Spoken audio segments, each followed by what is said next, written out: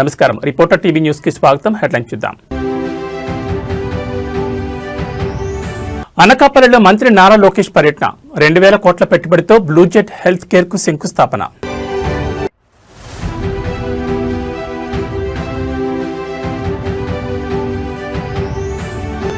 శారదాపేట వద్ద హైడ్రామా. రేవంత్ ప్రభుత్వంపై హరీష్ రావు నిప్పులు.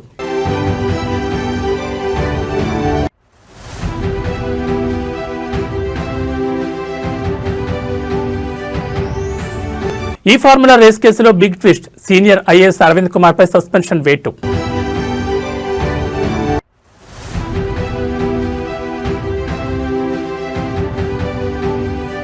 నేడు టీటీడీ పాలక మండలి సమావేశం. 2026-27 వార్షిక బడ్జెట్ కు ఆమోదం తెలపనున్న పాలక మండలి.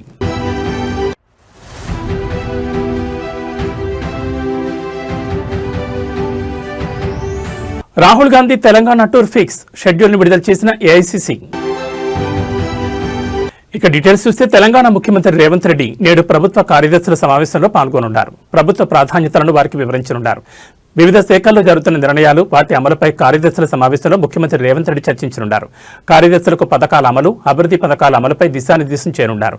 అలాగే ఈ రోజు మధ్యాహ్నం సచివాలయానికి ముఖ్యమంత్రి రేవంత్ రెడ్డి చేరుకుంటారు. 99 యాక్షన్ ప్లాన్ను అధికారుల ముందుంచి వాటి అమలుకు ప్రాధాన్యత ఇవ్వాలని ఆదేశించనున్నారు. ఈ సమావేశంలో అన్ని శాఖల అధికారులతో ముఖ్యమంత్రి రేవంత్ రెడ్డి పాల్గొని వారికి స్పష్టమైన ఆదేశాలు జారీ చేయనున్నారు. పనుల పురోగతిపై కూడా ఆరా తీయనున్నారు.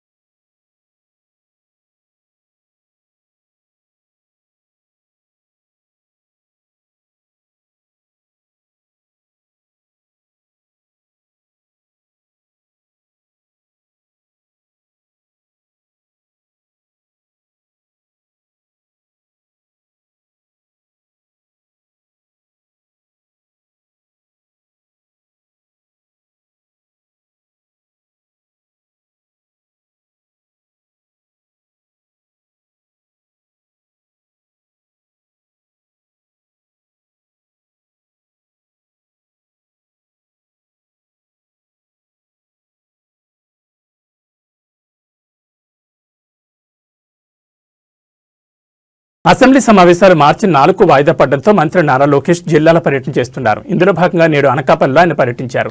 రాష్ట్ర పారిశ్రామిక వృద్ధిలో భాగంగా మంత్రి నారా లోకేష్ ఈ రోజు ఉదయం 10:30 గంటలకు రాంబెల్లి మండలం సీతంపాలెం వద్ద బ్లూజెట్ హెల్త్ కేర్ ప్రైవేట్ లిమిటెడ్ సంస్థకు శంకుస్థాపన చేశారు. సుమారు 2000 కోట్ల భారీ పెట్టుబడితో ఏర్పాటు కానున్న ఈ సంస్థ ద్వారా దాదాపు 1700 మందికి ప్రత్యక్షంగా పరోక్షంగా ఉద్యోగ ఉపాధి అవకాశాలు లభించనున్నాయి.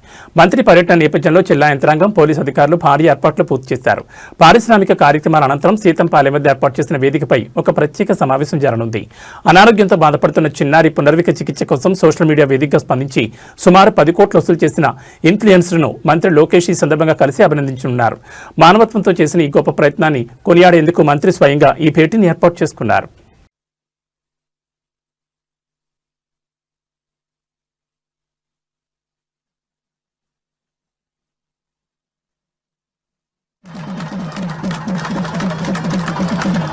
రిక్వెస్ట్ ఇక్కడికి విచ్చేసిన వారంతా కూడా గట్టిగా చెప్పట్లండి.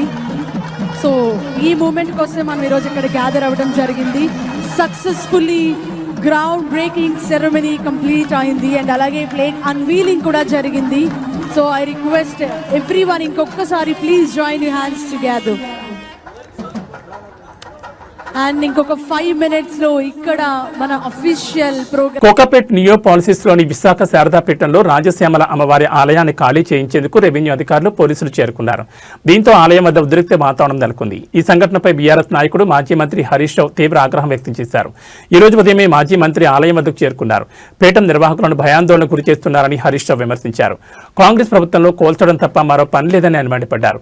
ఖమ్మంలో పేదల ఇండ్లు కూల్చారని, ఇప్పుడు హైదరాబాద్ లో శారదాపేటం కూలుస్తున్నారని ఫైర్ అయ్యారు.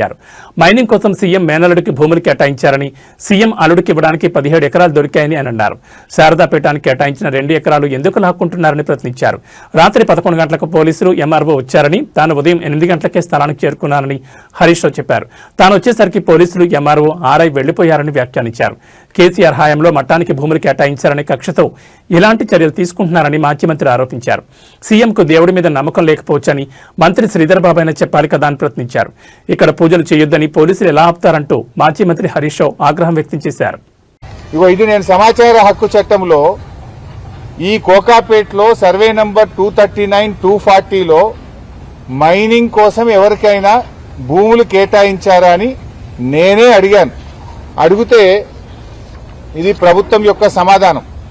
ఇందులో స్పష్టంగా చెప్పినారు, సర్వే నంబర్ 239, 240లో భాగ్యలక్ష్మి మైన్స్ అండ్ మినరల్స్ వారికి మేము 10 ఎకరాల భూమి కేటాయించామని చెప్పారు. కేటాయించింది 10 ఎకరాలు, కబ్జా పెట్టింది 17 ఎకరాలు. అఫ్కోర్స్ ఇదంతా మళ్ళా వేరే విషయం. ఓఆర్ఆర్కు 1 కిలోమీటర్ దూరంలో క్రషర్లు పెట్టకూడదని, ఎలాంటి మైనింగ్ యాక్టివిటీ చేయకూడదని గతంలోనే హెచ్ఎండిఏ ఉత్తర్వులు ఇచ్చింది. ఇది ఓఆర్ఆర్కు కిలోమీటర్ లోపలే ఉన్నా నీ అల్లుడికి అప్పచెప్పినవు. ఇది నువ్వు ఈ భాగ్యలక్ష్మి మైన్స్ అండ్ మినరల్స్ వెనుక ఎవరున్నారు? దీని వెనుక నీ అల్లుడి మనుషులు దీని వెనుక ఉన్నారు. దీని వెనుక దీపక్ రెడ్డి, కౌశిక్ రెడ్డి, నీ మేనల్లుడు రమేష్ రెడ్డి అనుచరులు ఈ క్రషర్ వెనుక ఉన్నారు. నీ మేనల్లునికి జాగియడానికి 17 ఎకరాల భూమి మాత్రం నీకు దొరుకుతుంది. కానీ శారదాపీఠం ప్రజలకు ఇలా హిందూ ధర్మాన్ని ప్రచారం చేసేటువంటి శారదాపీఠం, భక్తులకు వేదికగా ఉన్న ఈ శారదాపీఠమే నీకు కనబడ్డదా కూల్చడానికి? వాటర్ వర్క్స్ కట్టడానికి నీ అల్లుడికి ఇచ్చిన క్రషర్ భూమి పనికిరాదా? అంటే నీ అల్లుడి అనుయాయులకు 17 ఎకరాల భూమి ఇస్తావు, క్రషర్లు పెడతావు. ఈ పక్కన బిల్డర్లందరూ నా అల్లుని దగ్గరనే కంకర కొనాలంటావు, నా అల్లుడి దగ్గర కొంటేనే మీకు అనుమతులు ఇస్తా అంటావు. అల్లుడికి ఇవ్వడానికి 17 ఎకరాలు దొరికింది, కానీ శారదాపీఠం 2 ఎకరాలు మాత్రం కూల్చడమేనా నీ పని? ఆడియచ్చు కదా 17 ఎకరాల్లో ఈ 2 ఎకరాలు ఎవరొద్దంటున్నారు? శారదాపీఠం 2 ఎకరాలే లాక్కోవాలనా? పీఠాన్ని కూల్చాలి, దేవాలయం కూల్చడమేనా నీ ధర్మం? శారదాపీఠం ఆధ్వర్యంలో హైదరాబాద్ లో దాదాపు 16 దేవాలయాలు నడుస్తున్నాయి. లక్షలాది మంది భక్తులు హైదరాబాద్ లో ఉన్నారు. మరి శారదాపీఠం వైజాగ్ లో ఉంటే హైదరాబాద్ లో కూడా శారదాపీఠాన్ని నిర్మించాలని చెప్పి ఆనాడు కేసీఆర్ గారు 2 ఎకరాల స్థలం ఇస్తే అద్భుతమైనటువంటి పీఠం ఇక్కడ నిర్మాణం అయిపోయింది. స్వామీజీ గారు కూడా ఇక్కడే నివసిస్తూ ఉన్నారు. దేవాలయ నిర్మాణం కూడా పూర్తయిపోయింది. ఇక్కడ ఒక గోశాల నిర్మాణము, నిత్య అన్నదాన కార్యక్రమము, అదేవిధంగా వేద పాఠశాల ఇవన్నీ ఇక్కడ నిర్మిస్తా ఉన్నారు. అంటే వేదం ఎక్కడుంటే అక్కడ మరి ఆ రాష్ట్రం సుభిక్షంగా ఉంటుంది. ఒక వేద పాఠశాల, ఒక గోశాల, అమ్మవారి ఆలయము, నిత్య అన్నదాన కార్యక్రమము ఇవన్నీ జరగడం రేవంత్ రెడ్డి గారు నీకు ఇష్టం లేదా అని నేను అడుగుతా ఉన్నా. ఎందుకు ఈ దేవాలయాన్ని కూల్చాలనుకుంటున్నావు? ఎందుకు ఈ మఠాన్ని కూల్చాలనుకుంటున్నావో నేను ఈరోజు అడుగుతా ఉన్నాం. అంటే కేసీఆర్ గారు ఆనవాళ్లు మారుస్తా అంటే కేసీఆర్ గారు కట్టిన గుళ్ళు కూలుస్తావు, కేసీఆర్ గారు హయాంలో నిర్మించిన మఠాలను కూడా కూల్చడమేనా నువ్వు ఆనవాళ్లు మార్చడం అంటే? నువ్వు ఏం చేయదలుచుకున్నావు? మఠాలు కూల్చేస్తావు, ఆలయాలు కూల్చేస్తావు, ఇక ఇవి కూల్చడమేనా నీ పాలన? నిన్న ఖమ్మంలో పేదల ఇళ్లు కూల్చావు, హైడ్రా పేరిట హైదరాబాద్ లో ప్రజల బతుకులు కూల్చావు. ఏ కూల్చడం తప్ప నీ జీవితంలో ఇంకేం రాదా? పేదల ఇల్లు కూల్చడము, మఠాలు కూల్చడము, దేవాలయాలు కూల్చడమే తప్ప నీ పాలనలో నిర్మాణం లేదా అని నేను అడుగుతా ఉన్నా. ఎందుకు ఇలా శారదాపీఠం వెంటబడ్డావు? ఇంకెక్కడ స్థలం లేదా నీకు? ఈ కార్ ఫార్ములా రేస్ కేసులో సంచలనం చోటు చేసుకుంది. హైదరాబాద్ లో నిర్వహించిన ఈ ఈవెంట్ నిర్వహణలో జరిగిన అవకతవకల కేసులో సీనియర్ ఐఏఎస్ అధికారి అరవింద్ కుమార్ పై తెలంగాణ ప్రభుత్వం సస్పెన్షన్ వేటు వేసింది. ఈ మేరకు ముఖ్యమంత్రి రేవంత్ రెడ్డి సంబంధిత ఫైల్పై సంతకం చేసినట్లు సమాచారం. ఈ కేసులో ఆయన్ను A2 నిందితుడిగా పేర్కొంటూ ప్రభుత్వం ఈ నిర్ణయం తీసుకున్నట్లు చెబుతున్నారు. గతంలో మున్సిపల్ పరిపాలన, పట్టణాభివృద్ధి శాఖ ప్రిన్సిపల్ సెక్రటరీగా పనిచేసిన సమయంలో అరవింద్ కుమార్ ఈ కార్ రేస్ వ్యవహారాలను పర్యవేక్షించారు. ఈ ప్రాజెక్టులో ఆర్థికపరమైన నిబంధనల ఉల్లంఘనలు జరిగాయని ఆరోపణలు వచ్చాయి. దీంతో ఈ వ్యవహారంపై ఆరోపణలు రావడంతో విచారణకు ఆదేశించింది ప్రభుత్వం.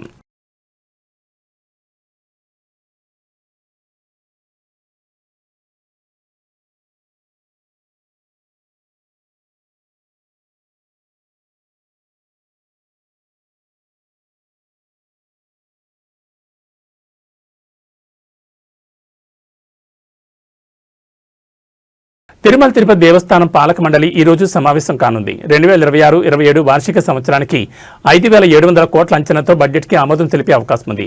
టీటీడీ విద్యా సంస్థల అభివృద్ధికి 100 కోట్లకు పైగా నిధులు కేటాయించే అవకాశం ఉంది. అలాగే తిరుమలలో రిలయన్స్ సహకారంతో 100 కోట్ల వ్యయంతో ఆధునికీకరణ అన్నప్రసాద సముదాయం నిర్మాణం చేపట్టేందుకు ప్లాన్ చేస్తున్నారు. తిరుపతిలో 10 కోట్ల రూపాయల వ్యయంతో కమాండ్ కంట్రోల్ సెంటర్ ఏర్పాటుకు సన్నాహాలు చేస్తున్నారు. భక్తులు సమర్పించే కానుకల ఆన్లైన్ ట్రాన్సాక్షన్ ప్రోత్సహించేందుకు ముడుపు పత్రం విధానాన్ని టీటీడీ ప్రారంభించనుంది. ఇక శ్రీవాణి నిధులు వ్యయానికి సంబంధించిన మార్గదర్శకాలను మార్పు చేసేందుకు టీటీడీ ప్రతిపాదనలు చేస్తోంది. ఒంటిమిట్టలో 20 కోట్ల వ్యయంతో జాంబవంతుల విగ్రహాన్ని ఏర్పాటు చేసేందుకు ప్రతిపాదనలు సిద్ధం చేస్తున్నారు. దేశవ్యాప్తంగా పలు ఆలయాల అభివృద్ధికి నిధుల కేటాయింపు, అలిపిరి తనిఖీ కేంద్రంలో 8 కోట్ల వ్యయంతో స్కానర్లు ఏర్పాటు చేసేందుకు తిరుమల తిరుపతి దేవస్థానం అధికారులు సన్నాహాలు సిద్ధం చేస్తున్నారు.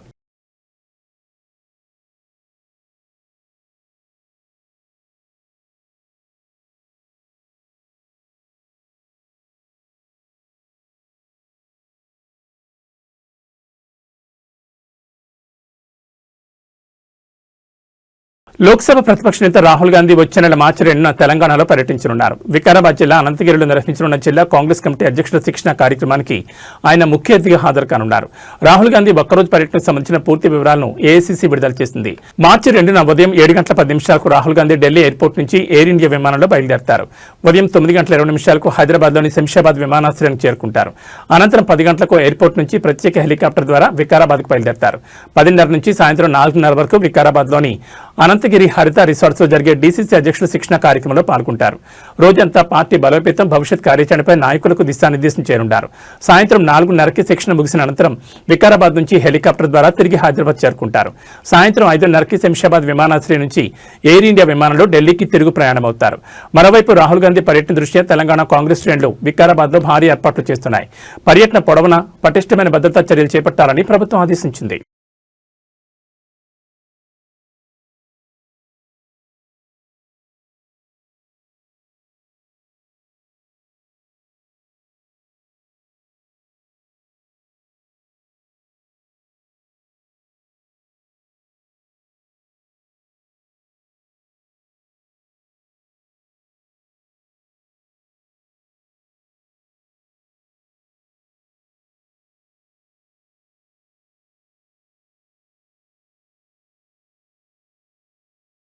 తెలంగాణ రాష్ట్ర రోడ్లు, భవనాలు, సినిమాటోగ్రఫీ శాఖ మంత్రి కోమటిరెడ్డి వెంకటరెడ్డి విజయవాడ ఇంద్రకీలాద్రిలో కొలువైన కనకదుర్గ అమ్మవారిని దర్శించుకున్నారు.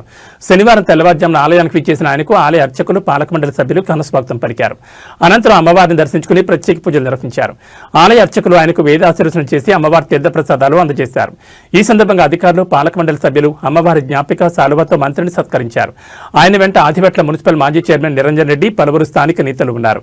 ఆలయానికి వచ్చిన మంత్రితో తెలుగు రాష్ట్రాలకు చెందిన పలువురు భక్తులు సెల్ఫీలు, ఫోటోలు తీసుకునేందుకు వచ్చారు. వారికి మంత్రి అభివాదం చేశారు. ఈ సందర్భంగా మంత్రి మాట్లాడుతూ తాను అమ్మవారిని అత్యంత ఆరాధిస్తానని, 2 తెలుగు రాష్ట్రాల ప్రజలు సుభిక్షంగా ఉండాలని అమ్మవారిని ప్రార్థించినట్లు పేర్కొన్నారు.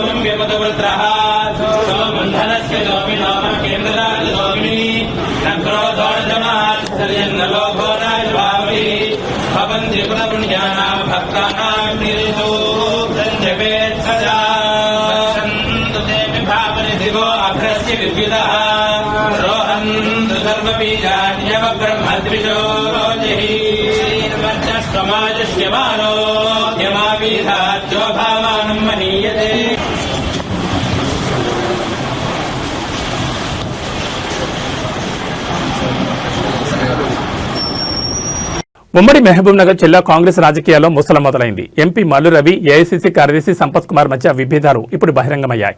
మున్సిపల్ చైర్మన్ ఎన్నికల నేపథ్యంలో చోటు చేసుకున్న పరిణామాలు పార్టీలో సెగలు పుట్టిస్తున్నాయి. మున్సిపాలిటీలో ఎక్స్ అఫీషియో ఓటు వినియోగంపై ఇద్దరు నేతల మధ్య మాటల యుద్ధం నడుస్తోంది. తన నియోజకవర్గ పరిధిలో ఎంపీ ఓటు అవసరమున్నప్పుడు మల్లు రవి రాలేదని, అనవసరమైన చోట ఓటు వేశారని సంపత్ కుమార్ తీవ్ర అసహనం వ్యక్తం చేశారు. సంపత్ కుమార్ తన సన్నిహితుల వద్ద మరియు మీడియా ముఖంగా చేసిన వ్యాఖ్యలు ఇప్పుడు హాట్ టాపిక్ అయ్యాయి. కర్మ, తమ దగ్గర ఎక్సఫిషియో ఓటు వేయమని కోరితే ఎంపీ మల్లు రవి రాలేదు. పార్టీకి బలం అవసరమైన చోట ఆయన మొహం చాటేశారు. ఇద్దరు కౌన్సిలర్లు అదనంగా ఉండి గెలుపు నల్లేరు మీద నడకలా ఉన్న చోట మల్లు రవి వెళ్లి ఎక్సఫిషియో ఓటు వేశారు. అక్కడ అవసరం లేకపోయినా ఎందుకు వెళ్లారో ఆయనకే తెలియాలి. ఇదంతా నా తలరాత. పార్టీ కోసం కష్టపడితే దక్కే ప్రతిఫలం ఇదేనా?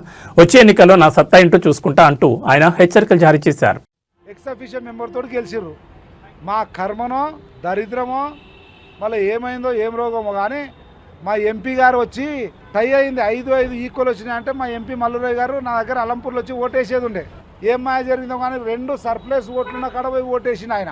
గీన వీళ్ళ నాయకుడు చెల్లెంకటరామని చెప్తాడు, మల్లురావుని నేను మేనేజ్ చేసినలే రాళ్ళే ఆయన ఓటు ఎన్నిక అని. ఇటువంటి కుట్రలు చేసి ఏ ఎన్నిక వచ్చినా ఆయన కులాల మీద మతాల మీద ఎస్సీల మీద బీసీల మీద ఎస్సీలకు చెప్పి కుట్రలు చేసి మా మంత్రి గారు కూడా ఒక మంత్రి స్వచ్ఛందంగా ఒక కౌన్సిలర్ వచ్చి మాకు ఓటేస్తా అంటే ఎందుకు వస్తారులే వద్దులే అని ఆయన ఒక రకంగా చెప్పి ఎందుకు కాన్ఫ్రంటేషన్. కలియుగ దైవం తిరుమల వెంకటేశ్వర స్వామివారిని డెకాయిట్ చిత్ర యూనిట్ దర్శించుకుంది. శనివారం ఉదయం జరిగిన వీఐపీ విరామ దర్శనంలో హీరో అడవిశేష్, హీరోయిన్ మృణాల్ ఠాకూర్ పాల్గొని మొక్కులు చెల్లించుకున్నారు. ఆలయ అధికారులకు వారికి స్వాగతం పలికి దర్శనానంతరం రంగనాయకుల మండపంలో వేదాశీర్వచనం అందించి స్వామివారి తీర్థప్రసాదాలు అందజేశారు. త్వరలో విడుదల కానున్న తమ చిత్రం డెకాయిట్ ఘన విజయం సాధించాలని కోరుకుంటూ వీరు స్వామివారి ఆశీస్సులు తీసుకున్నారు. అడవిశేష్, మృణాల్ను చూసేందుకు అభిమానులు ఎగబడ్డంతో కొద్దిసేపు అక్కడ కోలాహలం నెలకొంది. ఈ చిత్రం ఏప్రిల్ 10న విడుదల కాబోతున్న నేపథ్యంలో చిత్ర బృందం ప్రమోషన్లో వేగం పెంచింది. గురువారం వరంగల్ భద్రకాళి అమ్మవారిని దర్శించుకున్న శేష్ నేడు తిరుమల శ్రీవారిని దర్శించుకోవడం విశేషం.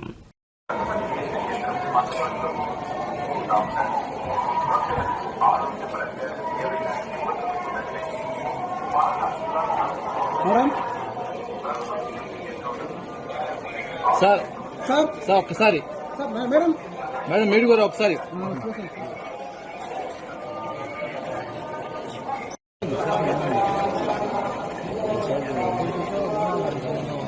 समय को सर समय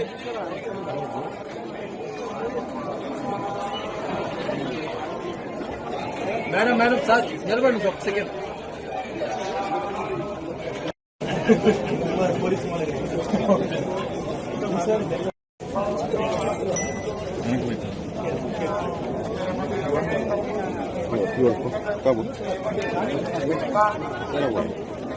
ఓకేనా?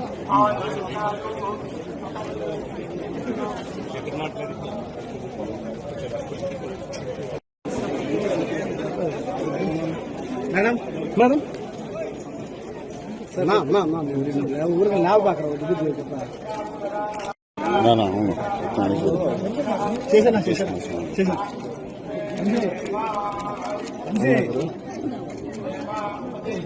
మురాల్జీ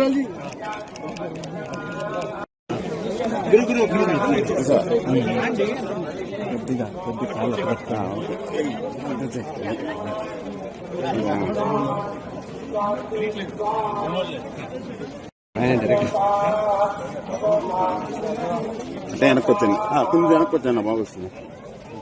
జాగ్రత్త స్ట్రైట్గా వచ్చాను సార్, మీరు స్ట్రైట్గా రండి.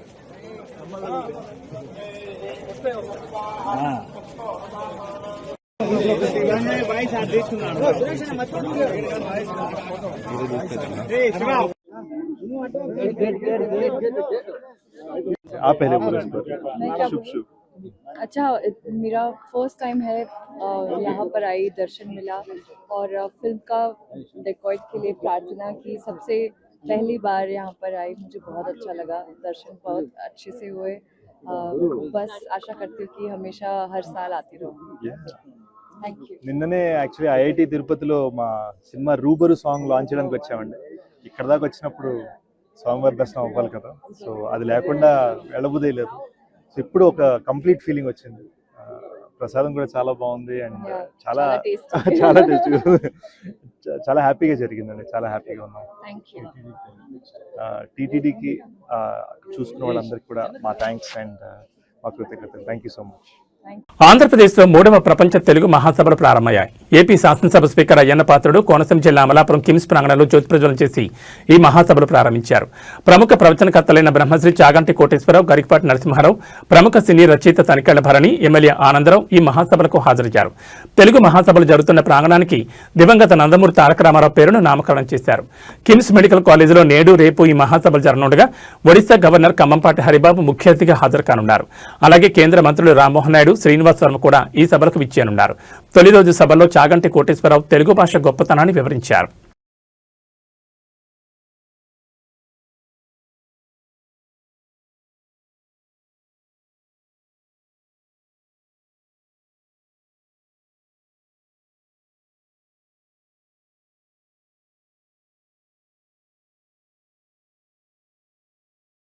కొద్ది రోజుల క్రితం తూర్పుగోదావరి జిల్లా రాజమండ్రి పరిసర ప్రాంతాల్లో సంచరించి గ్రామాల ప్రజల్ని హడలెత్తించిన పెద్దపులి మళ్లీ రంపచోడవరం మన్యంలో సంచరిస్తోంది. పోలవరం జిల్లా రంపచోడవరం మండలం తాళ్లపాలెంలో పెద్దపులి ఆనవాళ్లు కనిపించినట్లు గ్రామస్తులు అధికారులకు సమాచారం ఇచ్చారు. గత రాత్రి పశువులపాకలో ఒక దూడపై దాడి చేసిన పెద్దపులి దాన్ని చంపేసింది. ఈ నెల తొలివారంలో కోర్మాపురం సమీప గ్రామాల్లో సంచరించి అందరినీ హడలెత్తించిన పులిని అటవీశాఖ సిబ్బంది 6న కోర్మాపురం గ్రామంలోనే మత్తు ఇంజెక్షన్ ఇచ్చి బంధించారు. అక్కడి నుంచి పులిని రాజమండ్రికి తరలించి విశాఖ వన్యప్రాణుల సంరక్షణ కేంద్రంలో ఉంచారు. కొద్ది రోజుల తర్వాత పులికి రేడియో కాలర్ అమర్చి పాపికొండల అడవిలో వదిలేశారు. ఆ పులి ఇప్పుడు రంపచోడవరం ప్రాంతంలోకి వచ్చినట్లుగా అధికారులు గుర్తించారు. పెద్ద పులి సంచారంతో గిరిజనులు భయాందోళనకు గురవుతున్నారు. పులిని త్వరగా పట్టుకోవాలని అటవీశాఖ అధికారులను కోరుతున్నారు.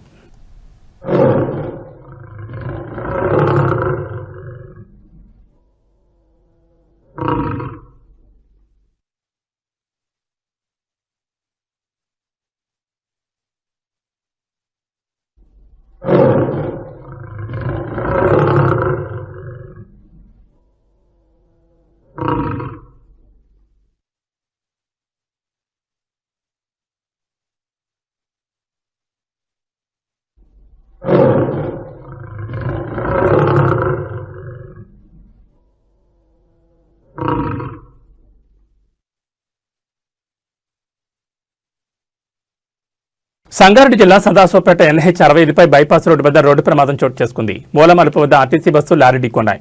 జహీరాబాద్ నుంచి సదాశివపేట బస్టాండ్ వైపు వెళ్తున్న ఆర్టీసీ బస్సు సదాశివపేట నుంచి జహీరాబాద్ వైపు వెళ్తున్న లారీ ఢీకొన్నాయి. ఈ ఘటనలో 15 మందికి తీవ్ర గాయాలయ్యాయి. అటుగా వెళ్తున్న వాహనదారులు స్పందించి గాయపడ్డ వారిని అంబులెన్స్లో సదాశివపేట ప్రభుత్వ ఆసుపత్రికి తరలించారు. ప్రమాద సమయంలో బస్సులో 50 మంది ప్రయాణికులు ఉన్నట్లు సమాచారం. బస్సు డోర్ పూర్తిగా ధ్వంసం కావడంతో డ్రైవర్ క్యాబిన్ నుంచి ప్రయాణికులను కిందకు దించారు. ఆర్టీసీ బస్సులు ప్రమాదానికి గురవుతుండటంతో ప్రయాణికులు భయాందోళనకు గురవుతున్నారు.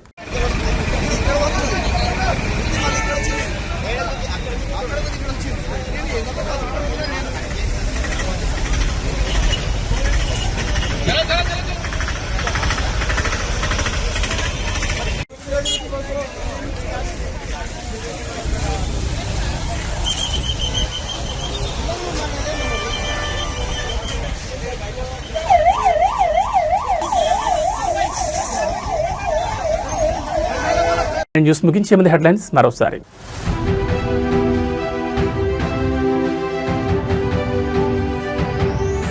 అనకాపల్లిలో మంత్రి నారా లోకేష్ పర్యటన 2000 కోట్ల పెట్టుబడితో బ్లూజెట్ హెల్త్ కేర్ కు శంకుస్థాపన.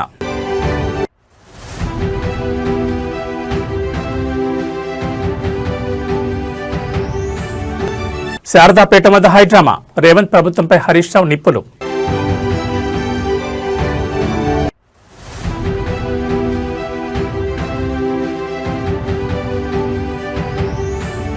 ఈ ఫార్ములా రేస్ కేసులో big twist, senior IAS Arvind Kumar పై సస్పెన్షన్ వేటు.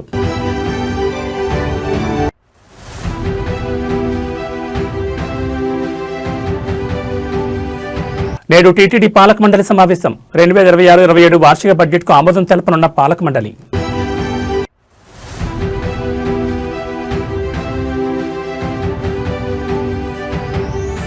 రాహుల్ గాంధీ తెలంగాణ టూర్ ఫిక్స్, షెడ్యూల్ను విడుదల చేసిన ఏఐసీసీ. ఇవి బులెటిన్ విశేషాలు. మరో బులెటిన్లో మళ్ళీ కలుసుకుందాం. నమస్కారం.